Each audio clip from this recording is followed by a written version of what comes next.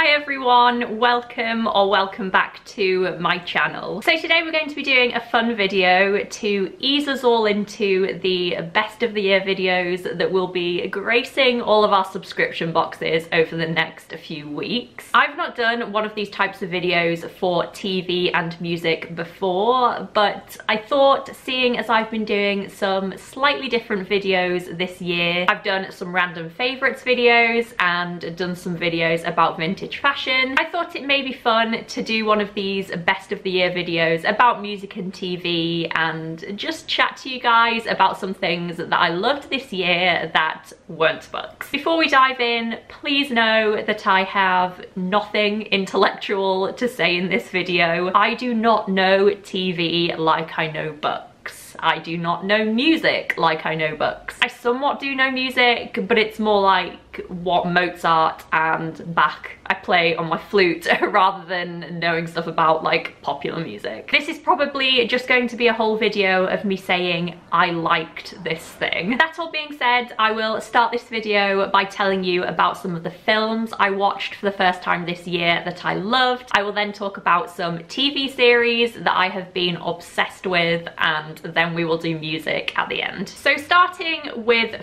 films, I'm not actually a massive film watcher. I way prefer TV shows, or, you know, books. But we do have 3 films that I watched for the first time this year that I absolutely fell in love with. The first one is, of course, the new Little Women film. I'm sure this won't come as much of a surprise to any of you, but let me just gush about this film a second. This film actually came out in December of last year, but I saw it on like the 1st of January, I believe, so I'm putting it in this video. For those of you who don't know, Little Women by Louisa May Alcott is one of my favourite books of all time. This is a new film adaptation of it, written and directed by Greta Gerwig. There have been other adaptations before this one, and I will say that I absolutely adore the 1995 film. Winona Ryder as Jo is just unbeatable. I was very excited and also scared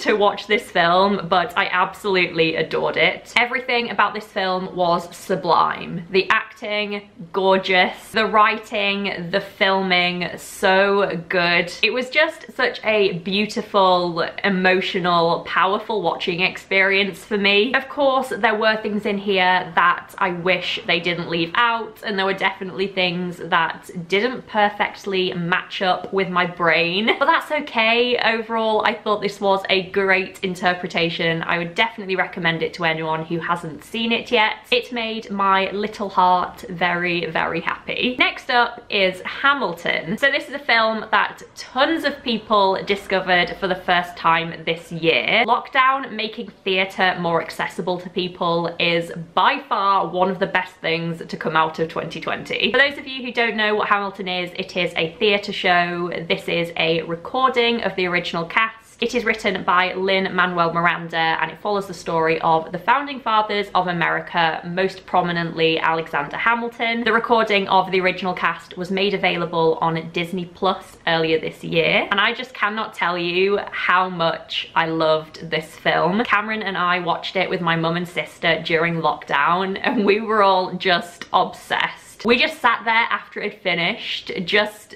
being blown away by the insane art we had witnessed. The music in here is so unique. The whole show is either sung or rapped, and it has this amazing mix of music genres that include rap and hip hop and jazz and more ballady songs. This show is just absolute genius. Obsessed. And the final film that I discovered and loved this year was Emma. This is another film that I discovered earlier in the year and absolutely loved. It is another book to movie adaptation, this one being of Jane Austen's incredible, hilarious novel Emma. I just loved this so much more than I thought I would. It is a brilliant adaptation of the book. Absolutely hilarious. The writing and the filming are on point. The casting is brilliant. Everyone is hilarious. Anya Taylor-Joy is such a star. This is one of my favourite Jane Austen adaptations ever. There we go, I said it, loved this. Now moving on to TV shows, let's just start with the one that everyone is going to be talking about because it was fucking amazing and we're all book nerds, and that was, of course, Normal People. This series is based off of Sally Rooney's incredibly popular contemporary Irish novel following two young adults, Connell and Marianne. As with Little Women, Normal People is one of my favourite books of all time, so I was nervous to watch this, I was scared, but it was just perfect. Honestly, it was perfect. I cannot imagine how they could have done this better. It is like they took the characters and the story from my brain and put them on a screen. Whether or not you've read the book, whether or not you're even a fan of it, if you enjoy dramas at all, then watch this. Seriously. The next TV series that I watched and loved this year was Avatar: The Last Airbender. This is one that is going to make my husband Cameron over the moon. This is a kids animated TV show comprised of 3 seasons. It is one of Cam's favourite TV shows from when he was a kid. He has rewatched it multiple times since being an adult, and I finally watched it all with him earlier this year. I fell in love. We then watched it all over again with my sister during lockdown. She fell in love. Honestly, this is just the most wholesome, comforting show. It has wonderful characters,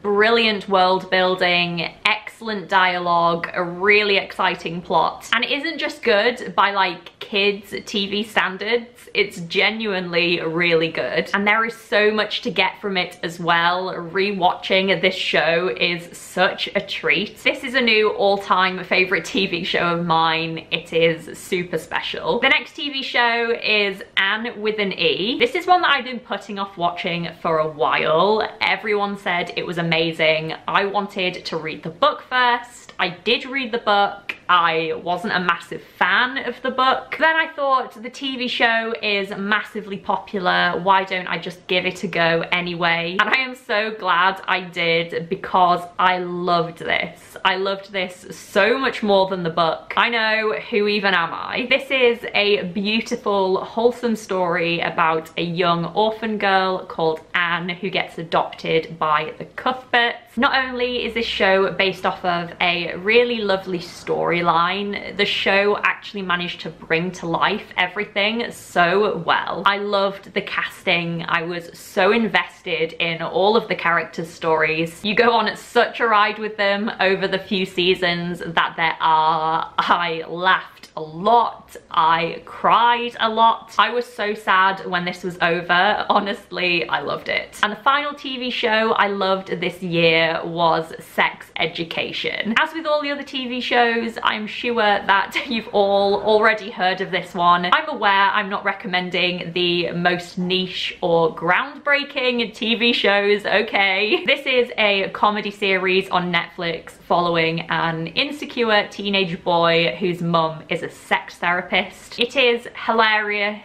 It is addictive, it has great themes. The episodes include such good talking points surrounding sex, of course, and puberty and identity and consent. I also made Cameron watch this one with me earlier this year and he loved it as well. We are very excited for season 3 coming out next year, and I'm actually particularly excited about it because one of my best friends is actually working on Sex Education 3 right now in Wales on the production team. The most exciting news of 2020. Oh, that should probably be my marriage, but this was a close second. So now on to music. Let's just start by saying I have been on a massive musicals kick this year. I've always enjoyed musicals, but I really started to get into theatre productions in the past couple of years. Cameron and I saw Les Miserables for my birthday a couple of years ago, which is my all-time favourite.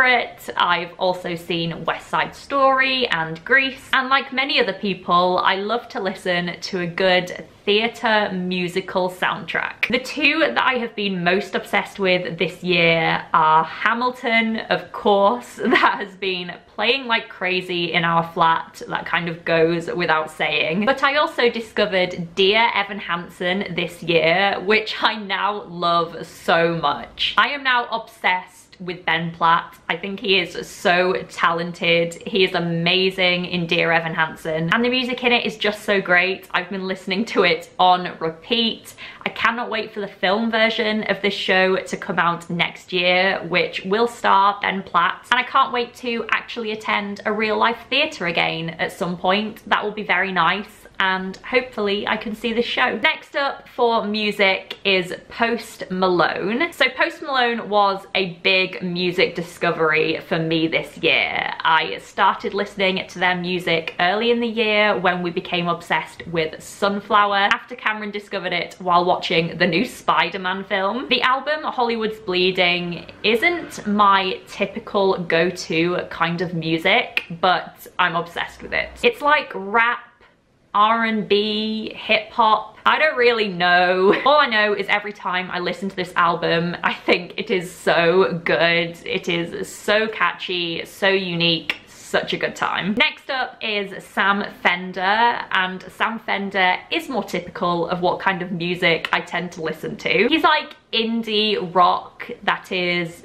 basically just pop now. He is a single vocalist. We have guitar and bass and piano, and he just has an amazing voice. I also love what he sings about on his album Hypersonic Missiles specifically. I think his lyrics are very good and very contemporary. He sings about things such as race and class. If you like indie music at all, then Sam Fender is great. The next music artist I loved this year was Halsey. Halsey is a bit more pop leaning than I typically go for, but every now and again I love me a female pop album. Last year it was Jess Glynne, this year it was Halsey. Always it is Taylor Swift, in case you were wondering. I'm sure we've all heard of Halsey. I offer nothing new. I just wanted to say that I really like her. Her album Manic is very catchy and fun. And last up is the king himself, Harry Styles. We don't need to say much about Harry Styles, do we? He is a brilliant artist. He continues to impress. His music is just always good. Again, quite poppy,